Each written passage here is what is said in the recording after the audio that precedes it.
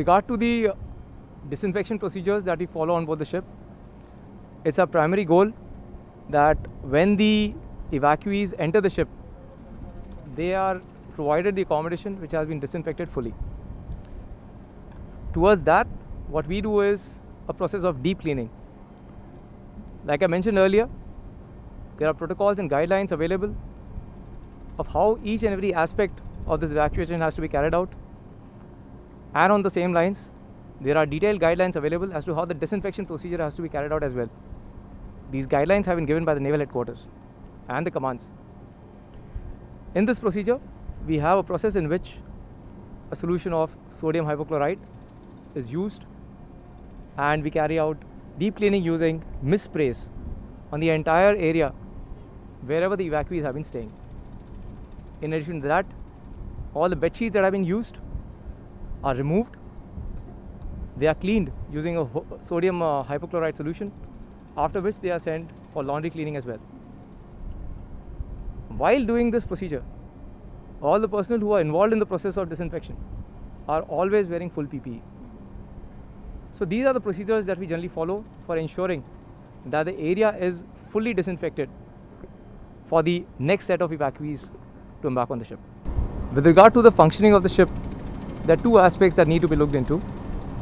The first aspect is that of the pandemic itself, that is the spread of COVID-19, and the second aspect is that of the evacuation that the ship is undertaking. With regard to the pandemic, there are some basic functional changes that have been brought into effect with regard to the functioning of the ship. For instance, wearing of masks is a mandatory guideline that we all follow at workspace, and we also maintain social distancing during all our activities. Activities like meals, activities like morning routine, all these fall under the ambit of places that we have enforced social distancing. In its normal functioning, the ship has a gymnasium which has been closed so that people don't stay in close proximities, and sports activities in which there are team sports, they have also been stopped. Apart from that, the general functioning of the ship continues to remain the same. However, with regard to the evacuation specifically, there were some changes that were brought into effect. Firstly, we had to make a dedicated team that would look into the comfort and the evacuation process for the evacuees. So we have a team of around 10 officers and 50 sailors who have been designated specifically for this task, and they stay separately from the other officers and sailors on board the ship. To facilitate that aspect, the ship was divided into 3 zones, that is green zone, orange zone and red zone. The red zone, as I mentioned earlier, is a place where the evacuees are staying. The orange zone, where the officers and sailors who are specifically designated for this task are staying, and the green zone, where the other officers and sailors of the ship who are carrying out normal functions of the ship are staying. So with these zones, we are able to maintain strict boundaries between who is able to work in which area, and that way we are able to adapt to the unique circumstances of the evacuation as well as keep COVID-19 precautions in mind. Ma'am, during the process of evacuation, the embarked personnel are screened through a 3-step process. During the first step, they are screened by the embassy and the defense attaché.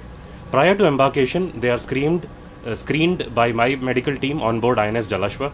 Finally, all embarked personnel are screened and checked twice a day for symptoms during the process of evacuation.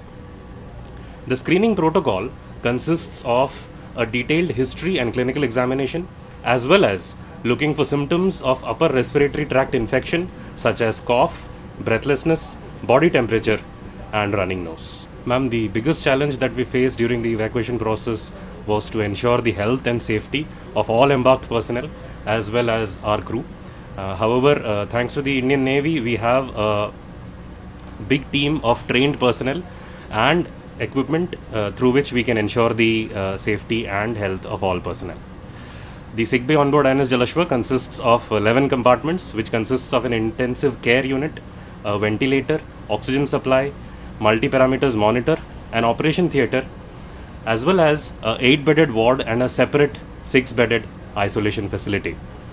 We also have lab and X-ray facilities. At present, we are staffed and equipped to handle normal deliveries on board. Ma'am, at present we have 4 doctors on board, of which we have 3 non-specialist doctors and 1 specialist. doctor, which is myself. We also have 2 members from the military nursing services who are trained in handling patients in an intensive care setting, and therefore we believe that we will be able to handle all medical emergencies that come our way.